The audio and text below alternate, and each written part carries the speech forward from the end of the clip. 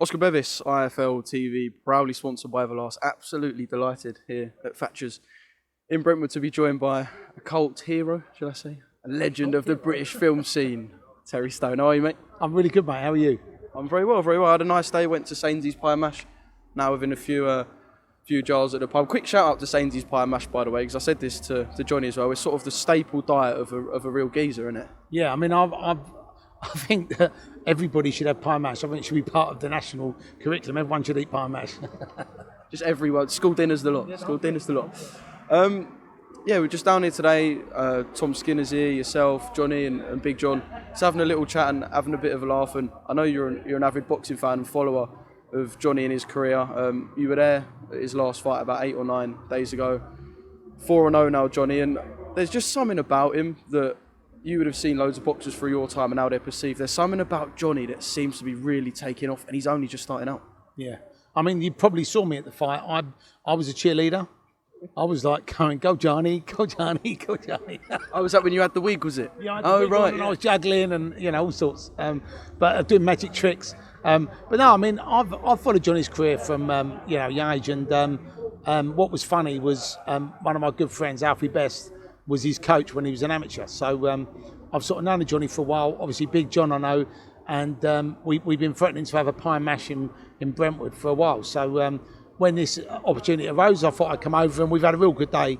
But going back to what you was saying about Johnny, I mean, he's 4-0, and I mean, you know, he just gets in there and does the business. And I think when you watch boxing, if you're a boxing fan like me, you want to watch people getting knocked out. You don't want to see people dancing around the ring and, you know, running away. You actually want to just see a fight, and that's what I love about Johnny. He actually comes to fight, and if the other guy comes to fight, then I mean, you know, the fireworks go off. So, and I mean, the O2. I mean, you know, his fans, the Romford Army. I mean, they were all going nuts. You know, I mean, it was. You know, you imagine if there was 20,000 people in there, what it would be like. You know, and that's coming. So, I'm very excited to see where he goes next.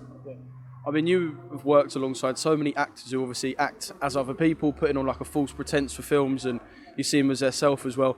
When you've been and come across so many people in the field of work you're in, what makes someone like Johnny just so personable? What sort of characters and features is it about someone that makes them personable, do you think, especially in something like boxing where you've got to sell yourself?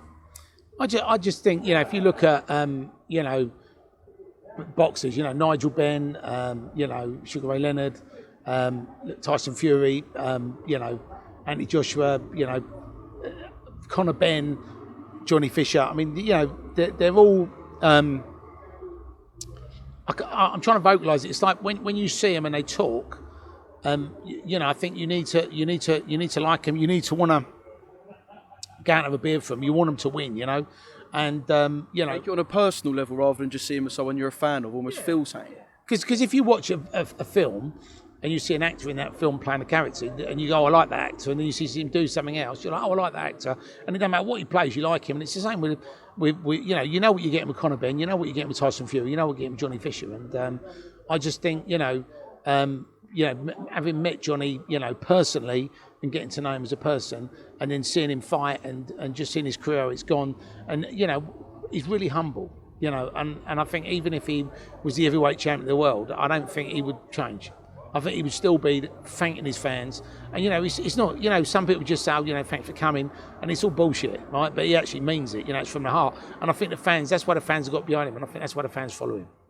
Well, we're looking forward to seeing where Johnny goes. He's going to have 6 or 7 fights next year. And we could be sitting here in 5 years, Terry, with a pint. And Johnny's got the world titles on the table. Who knows? Let's see. In terms of yourself, I told you I've been a big fan of yours and your work for a while. And I remember reading that as a youngster, you were interested in sort of, was it like a management side, or there was something that really intrigued you about boxing from like a working standpoint, and you wanted to try and get yourself involved as a youngster? Yeah, so this will make you laugh, okay? So when I was at school, I was boxing, you know, I had 8 fights as an amateur, won 5, lost 3. That really was what gave me the bug for boxing. And when I was at school, when I was leaving school, I wasn't academic. My parents didn't really push me. So when I left school, I was sort of, the careers officer said, oh, what do you want to do when you leave school? And I said, I either want to be a boxing manager or a boxing promoter. That was kind of my vision. And I always remember this in the assembly. Headmaster stood up on a stage and he went, oh, yeah, you know, we've had some really silly things that people said they want to do when they leave school. One of them is being a boxing promoter and a boxing manager. And I just looked at the guy, am I allowed to swear? Yeah. Oh, good. And I just thought, you fucking cunt. I just thought, you're mugging me off in front of all these people. And I just thought, you know what, fuck you. You're on your fucking 30 grand a year being a teacher. Good luck to you. And then I actually went out, and after about a year of doing bits and pieces, I actually started promoting, obviously not boxing, which I was in love with, but I started promoting dance music, and I've become one of the biggest club promoters in the world. So creating One Nation, Garage Nation, Dreamscape, all these massive dance brands. So in a way, I sort of look back on that, and I just think, it shows what you know. But I think if I'd have had my time, Eddie Hearn, Frank Warren, Bob Arum, Golden Boy, you see all these big promotion companies, and you see what they're doing, and you think, wow, I'd love to have done that, even though I was doing the club side of it, because I think, Eddie Hearn, if you look at Eddie Hearn, he's a fucking super fan. Do you know what I mean? When you see him, he's not putting on a show. He's passionate about the fights, passionate about the boxers, passionate about the sport, and I think that's why he's become this sort of iconic character in the boxing, where you get the people that boo him and leave silly comments on his Instagram page, but then you've got hundreds of thousands, if not millions of people who love him. Do you know what I mean? So, but that's what I like about Eddie Hearn as a promoter. When you look at all the promoters. It's funny you should say that, because how dare a head teacher stand there and let a kid dream about something, eh? What a cheeky bastard. How dare him stand up there and let a kid dream about wanting to do something. But you know what? I weren't dreaming. I was literally like, that's what I want to do. So I wasn't like some starry-eyed kid going, I want to be a boxing. I was like, I want to be a boxing manager. Because I knew I was never going to be a world-class fucking boxer. I just did it to learn how to fight. I didn't do it because I wanted to be a boxing champion. But I just sort of, but unfortunately, a lot of teachers, that's what they do. They teach. They don't do. So, I think obviously education is important, but I do think that's the one thing that's missing from all curriculums in England, in the world probably. Nobody ever teaches kids to be financially literate. Nobody tells kids they can do whatever they want to do. All they've got to do is put their mind to it. If you want it, listen, I didn't go to promoting school. I didn't go to acting school. I didn't go to producing school.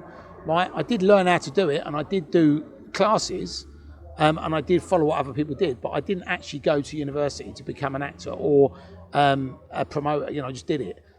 So, if I can do it, I was on a council estate in a council flat with no money. So if I can do that, anybody can do anything.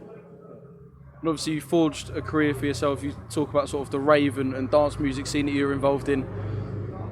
Notable list of films that you've been involved in as well. And you've sort of dragged boxers you got into a place where you can use boxing as a fan. You've been using boxers in your films, and you sort of used it to, trying to think how to vocalise this myself, use your strengths to be able to bring boxers into what you do, to keep yourself close to the sport, because when you enjoy something, why not bring everyone in? You work with Conor Benn, you work with, I think you were saying about Scott Welsh, you work with as well, Steve Collins, so you've managed to sort of keep yourself in that sort of tight-knit boxing community using the work that you do as well.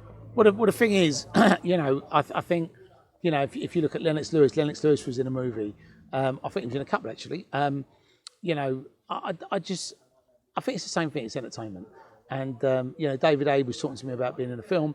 Carl Foch was talking to me about being in a film. Unfortunately, for whatever reason, those two things didn't happen. But Conor obviously played his dad in the last two Foot Soldier films. And, for me, it's great because I think if you're a boxer, you're a showman. So when the camera's on you, you don't go, oh, the camera's on me. Do you know what I mean? You're sort of, right, the camera's on me now, it's showtime. You know what I mean? And you get into it. And a lot of people that saw Conor and Steve Collins in Once Upon a Time in London and Rise of the Foot Soldier, they all went, fucking hell, they're naturals, you should give them bigger parts. And it's like, if they ever want to give up boxing, which I don't think they... Well, Steve Collins is obviously retired now, but for Conor, once he's become a world champion and he's made whatever he's made and he's done whatever he's done, I'm sure if he turned around when he was 35, 40 and said, actually, I'm going to become an actor now, he could probably smash it and be an A-list actor in Hollywood. Do you know who else was in a couple of films that you were involved in? Mr. Coogan Cassius of IFL TV, because not many people will know this. You were probably one of the first 100 people on IFL, I reckon 10 years ago, Coogan and James coming to the movie premiere. So you and IFL actually have a very long backdated history. Yeah, I mean, I met Coogan. Coogan's been in we've been in a movie together. And I've not seen him for a while, but I keep seeing him popping up at the boxing things. And he did me a massive solid when, I think when Hatton fought Mayweather, I couldn't go to the fight for whatever reason. But he was there obviously with him, and he managed to get Hatton to sign me some bits and pieces, which was great because I was a big Ricky Hatton fan as well. So I've also met a couple of times. He's not been in a movie yet, but you know, it's I just find it funny. And I said to Johnny the other day, you know, he'd be great in a movie. So if he pops up in one of their films, knocking someone out or throwing them through a window, don't be surprised. Keep your eyes peeled, I'll say. Just a quick one, sort of a very generic boxing question. I could sit here and talk to you all day, Terry, about boxing and life and films. But just a quick one, very generic. The heavyweights booming at the moment. We had the trilogy with Tyson Fury and Deontay Wilder. We had Anthony Joshua's defeat to Alexander Usyk. Dillian Whyte's in the mix. We've got so many young, good heavyweights coming through, including Johnny. Just the heavyweights at the moment, the guys at the top. I just sort of want to know how you see and assess those top guys now. We've got Tyson coming off the back of the trilogy victory and Joshua's defeat to Usyk. Well, I mean, Tyson, I don't see anybody beating Tyson Fury, right? And that's, you know, anybody. I think he retires undefeated. I thought when he fought Wilder in that first fight, he beat him on points. There was no way that was a split draw or whatever it was. You know, in my opinion, he won all 3 fights. I thought the last fight was probably one of the best heavyweight fights I've seen. I was actually at the Joshua Usyk fight, and you know, a lot of people were sort of saying, oh, you know, he's going to bully him, he's going to do this, he's going to do that. And he's only 15 stone 10, you know, he's not going to be able to take the power and all this stuff. And I said, I think Usyk does him, you know what I mean? Because, you know, he's probably one of the best boxers in the world. And I think for Joshua, I don't know where he can go now. You know, he's going to have the rematch with Usyk. I think he loses that again. And then he fights Tyson Fury, he loses that. You know, he fights Wilder, he gets knocked out. I mean, whoever he fights at that level, he gets beaten. And I think, you know, it's difficult because obviously he had four belts. And I'm a Joshua fan. You know, I've been at loads of his fights. But I just think, unfortunately for him now, it's not a good time for him because of the competition. And I think the fight everyone wants to see is Fury and Usyk. That would be a fight. That's the fight I want to see. But, you know, I think even Dillian Whyte, I think if Dillian Whyte fights him, I think he will come unstuck against him as well. So I don't think there's anywhere for him to go. If he just wants to get another £100 million, maybe he fights them 4 people and just gets beaten up. But personally, I just think, you know, it's Fury's time now, and I can't see anybody beating him for the next 2 or 3 years.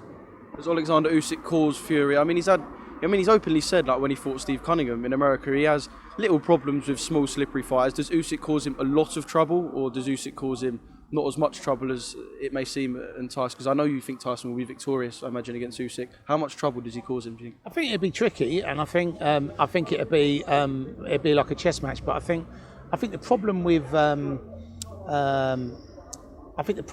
with somebody like Fury is, you know, and I know Peter Fury, and I know a lot of people around him, and they've all said the problem with Tyson is you can't actually train to fight him because he's like light on his feet, he's quick.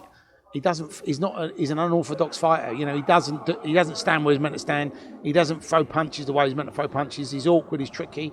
I mean, when you saw him with Wilder, he was tying him up, he was leaning all over him, he was getting out of the way, he was like roughing him up, and you think, you know, this guy's like just bullying this fucking dangerous person, you know, just terrorised him basically in the ring. And okay, he got put on his ass twice, but he's still fucking done him, you know what I mean? So when I look at that, I just sort of think, you know, he's going to do that to his. I think it's going to be a chess match, and I think Usyk will have obviously a few, you know, successes in that fight. I don't think it'd be one-sided, but that's what makes that fight so interesting. Like when you had Mayweather and Pacquiao, that was the fight I wanted to see, and when I saw it, I thought, what a load of shit! It was just boring. Nothing happened, right?